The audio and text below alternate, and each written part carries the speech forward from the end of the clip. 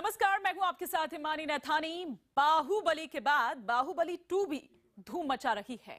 माहिष्मती साम्राज्य की कहानी लोगों के सिर चढ़कर बोल रही है। लेकिन क्या आपने कभी सोचा है कि आज बाहुबली अपनी जिस भव्यता की वजह से चर्चा में है, वैसा कारनामा 70 साल पहले भी हो चुका है। जी हां, हम आपको दिखाने जा रहे हैं सिनेमा के पर्दे पर भव्यता दिखाने वाली 5 ऐसी फिल्में जिन्होंने राजा रानी और जंग की कहानी को लोकप्रियता के शिखर पर पहुंचा दिया। ये कहानी उस दौर की है जब बाहुबली का कोई जिक्र तक नहीं था। ये कहानी शुरू होती है उस दौर में जब सिनेमा की पहुंच हर किसी तक नहीं थी। ये कहानी तब की है जब राजा रानी सिर्फ किस्से कहानियों में होते थे। अब ये भी कोई कहानी है, चलो कहानी बदलते हैं। राजा बदलते हैं, रानी बदलते हैं। एक था राजा, एक थी रानी, दोनों मर गए, खत्म कहानी। ये कहानी भी खत्म हो गई। बाहुबली 2 के साथ अमरेंद्र बाहुबली की कहानी खत्म हो गई। पता चल गया कि आखिर बाहुबली, कटप्पा, भल्लाल देव और शिवगामी की कहानी कौन कौन से मोड़ लेते हुए अपने अंजाम तक पहुंची।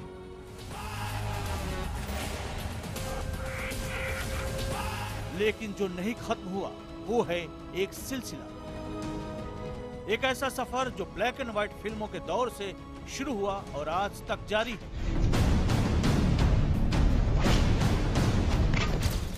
इस सफर में राजाओं के चेहरे बदल जाते हैं। इस सफर में रानियां बदल जाती हैं, कहानियां बदल जाती हैं, कहने का अंदाज बदल जाता है। लेकिन महानता की गाथाएं, राजनीति के दांव पेच, राजमहलों की भव्यता कभी नहीं बदलती।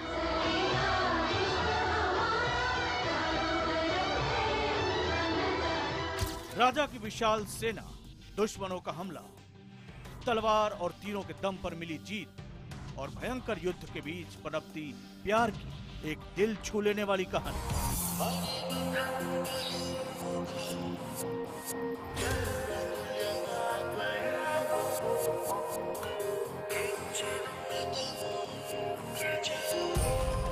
यही है वो फॉर्मूला जो सिनेमा के शुरुआती दौर से लेकर आज तक लोगों को सिनेमा हॉल तक खींच ला रहा है।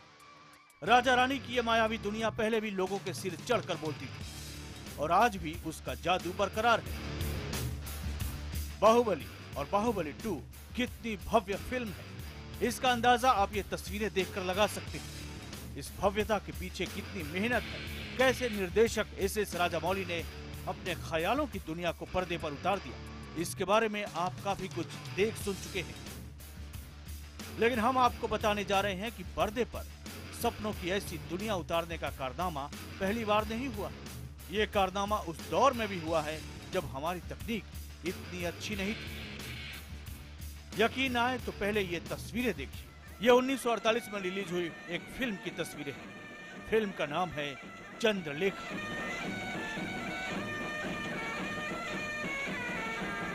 ये भव्य महल, ये ऊंची मीनारें, ये इंसानों के कद से बड़े ढोल, और उसमें भी हैरत की बात ये सब असली है।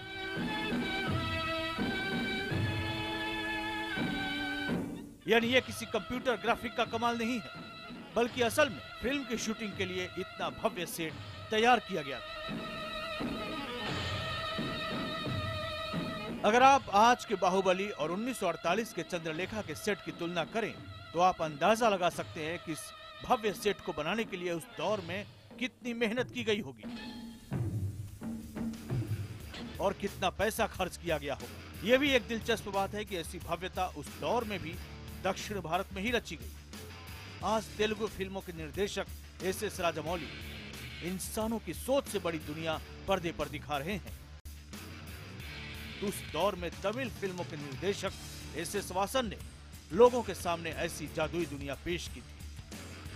अगर आप फिल्म बाहुबली में भल्लाल देव की 100 फुट से ऊंची प्रतिमा देखकर दंग थे, तो आपको बता दें कि चंद्रलेखा के क्लाइमेक्स में ढोल वाले सीन को देखकर लोगों ने दांतों तले उंगली दबा ली थी। जब पर्दे पर एक एक ढोल से 6-6 सैनिकों ने निकलकर हमला बोला तो लोग कुर्सियों से चिपक गए थे।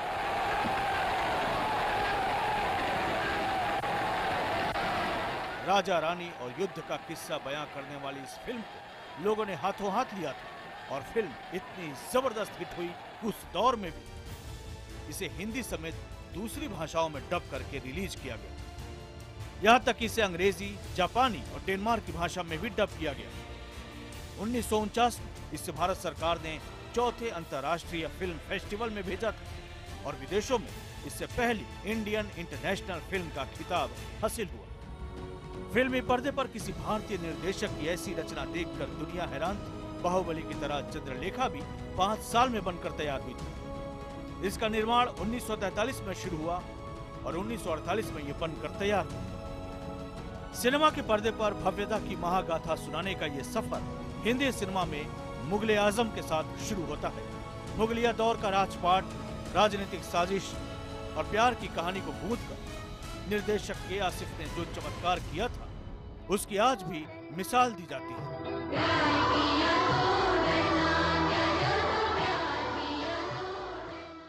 आप घड़ी देखिए, हम बस 15 सेकंड में लौट रहे हैं।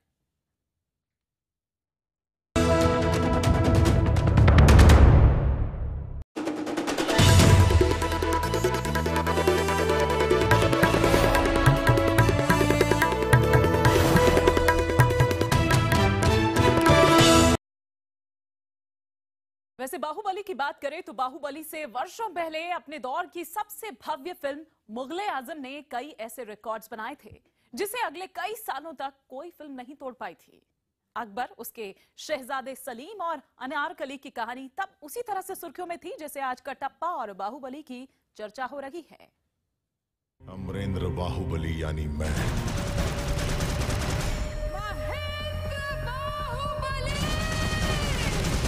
अनारकली के बदले तुम्हें सजाए मौत देनी।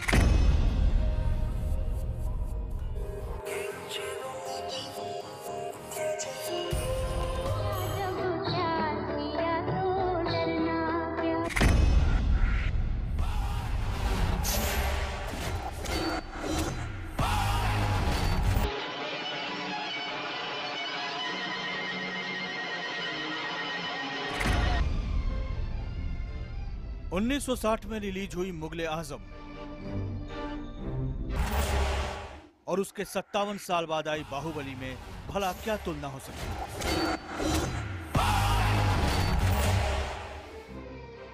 दोनों का दौर अलग है, कहानी अलग है, अंदाज अलग है।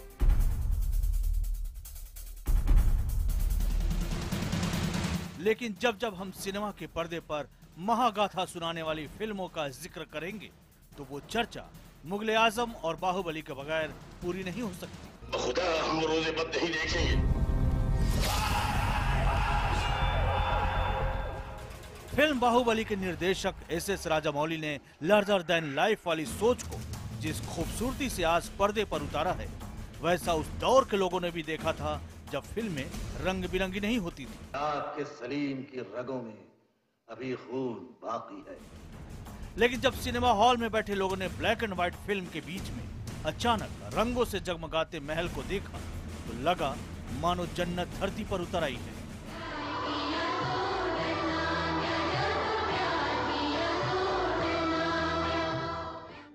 लाहौर किले में मौजूद शीश महल की तर्ज पर बने इस सेट की कहानी आज भी लोगों को हैरान कर देती है।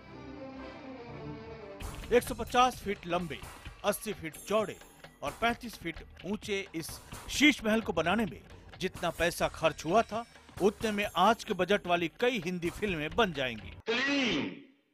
अनारकली तुम्हारे काबिल नहीं। आज बाहुबली के प्रोडक्शन से जुड़ी तस्वीरें आसानी से हमें मिल जाती हैं। हमें पता है कि बाहुबली जैसी फिल्म को बनाने में कितना वक्त, कितनी मेहनत और कितना पैसा खर्च हुआ है। लेकिन जब मुगले आजम बनकर पर्दे पर आई तो ज्यादातर लोगों को खबर तक नहीं थी कि इस फिल्म को बनाने में 16 साल का वक्त लगा है। एक शहंशाह के महल में पैदा होने की सजा जरूर है। फिल्म का प्री प्रोडक्शन 1944 में शुरू हुआ था और यह फिल्म 1960 में रिलीज हुई। हालांकि इतना ज्यादा वक्त इसलिए लगा क्योंकि फिल्म बनने की राह में लगातार अड़चनें आती रही। इसके बावजूद निर्देशक के आसिफ ने अपने उस सपने को मरने नहीं दिया जो उन्होंने 16 साल पहले देखा था।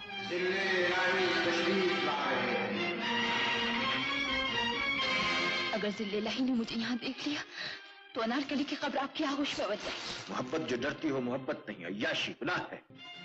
वो एक ऐतिहासिक कहानी को पूरी भव्यता के साथ पर्दे पर उतारना चाहते थे। वो राजनीतिक साजिशों के बीच पनपती प्यार की कोमल कहानी को दर्शकों के सामने पेश करना चाहते थे। सलीम के पहलू में अनारकली हिंदुस्तान की मलिका होगी।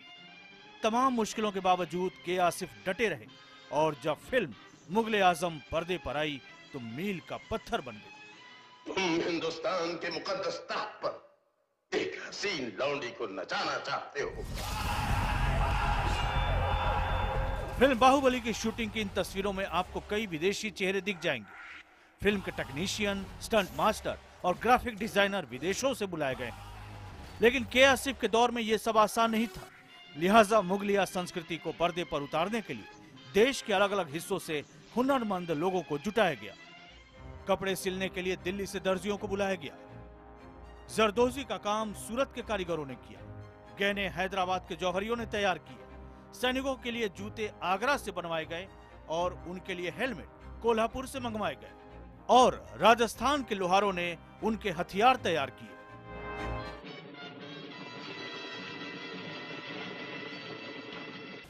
इतना ही नहीं, अकबर और सलीम की जो विशाल फौज पर्दे पर नजर आती है वो भी किसी ट्रिक फोटोग्राफी या ग्राफिक्स की बदौलत नहीं थी, बल्कि इस नकली लड़ाई को असली दिखाने के लिए मैदान जंग में 2000 ऊंट, 400 घोड़े और 8000 पैदल सैनिक उतारे गए थे। हैरानी नहीं कि मुगले आजम को हिंदी सिनेमा का मील का पत्थर कहा जाता है।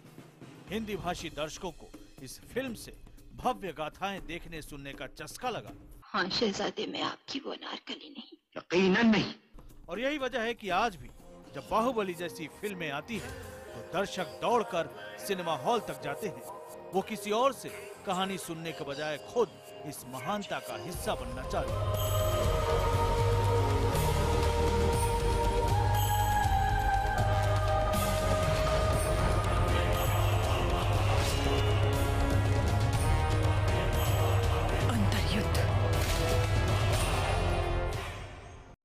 जब भी पर्दे पर बाहुबली जैसी कोई फिल्म रिलीज होती है तो भीड़ सिनेमा घरों तक खिंची चली आती है, क्योंकि दूसरों की जुबानी कहानी सुनकर कोई भी उस भव्यता का अंदाजा नहीं लगा सकता जो कि थिएटर में बैठकर होता है। पिछले कुछ सालों में आए बाजीराव मस्तानी और जोधा अकबर भी इसी वजह से कामयाब हुई थी। अमरेंद्र बाहुबली यानी मैं। तुम हिंदुस्तान के मुकद्दस तख्त पर एक हसीन लौंडी को नचाना चाहते हो।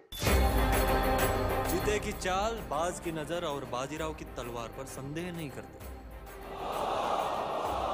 कभी भी मात दे सकती है। ये हमारा मुल्क है और हम इसके जिस्म पर लूट के जख्म नहीं देख सकते। वही कहानी फिर एक बार, राजा रानी और राज दरबार। वही कहानी फिर एक बार, राजपाट को लेकर रिश्तों में दरार। वही कहानी फिर एक बार, प्यार के दुश्मन हुए हजार। और हर बार जब जब ये कहानी पर्दे पर आई, लोगों को रोमांचित कर गई। कभी चंद्रलेखा के नगाड़ों से बाहर निकलते सैनिक हैरान करते हैं, तो कभी मुगले आजम का शीश महल देख आंखें चमकने लगती हैं। कभी जोधा अकबर की भव्यता निहारते रह जाते हैं, तो कभी बाजीराव के सेट को देखकर लोग दंग हो जाते हैं। और अब बाहुबली की बारी है। कहानी वही है, राजा रानी का दरबार और राजनीतिक साजिशें वही, बस अंदाज अलग है, पेश करने का तरीका जुदा है। जहां एक और बाहुबली के निर्देशक एस.एस. राजामौली ने पहाड़, झरने, महल, विशाल फौज दिखाने के लिए काफी हद तक कंप्यूटर ग्राफिक्स का इस्तेमाल किया है, वही फिल्म बाजीराव मस्तानी के निर्देशक संजय लीला भंसाली अपनी फिल्मों के लिए रियल सेट बनाने पर ज्यादा जोर देते हैं। ऊंचे खंभे और लंबे कॉरिडोर दिखाने का ये जुनून उनकी पिछली फिल्मों में भी दिखा था। फिल्म बाजीराव मस्तानी के एक गाने के लिए तो उन्होंने बिल्कुल वैसा ही शीश महल बनवा दिया जैसा मुगले आजम में दिखा था। बाजीराव मस्तानी के महलों की भव्यता और तलवारों के साए में पनपते प्यार की कहानी ने लोगों का दिल छू लिया। वैसा ही इतिहास जोधा अकबर ने भी रचा था। तब निर्देशक आशुतोष गोवारिकर ने पुराने राजमहलों में जाकर शूटिंग की ताकि दर्शकों को पुराने जमाने की भव्यता का सही दीदार करवा सके।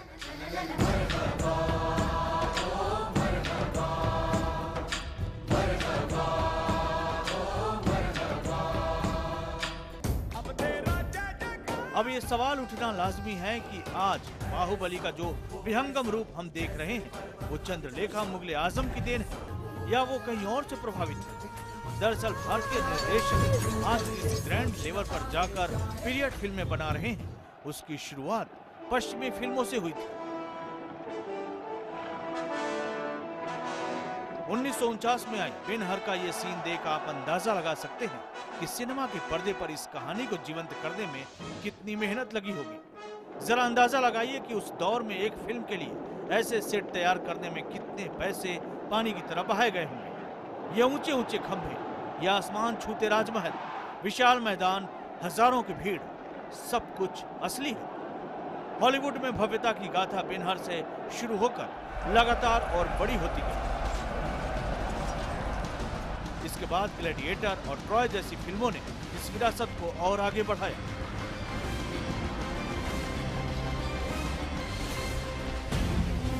और अब हम गर्व से कह सकते हैं कि निर्देशक एस.एस. राजामौली ने उस सिलसिले को बाहुबली के जरिए एक नई ऊंचाई पर पहुंचाया है।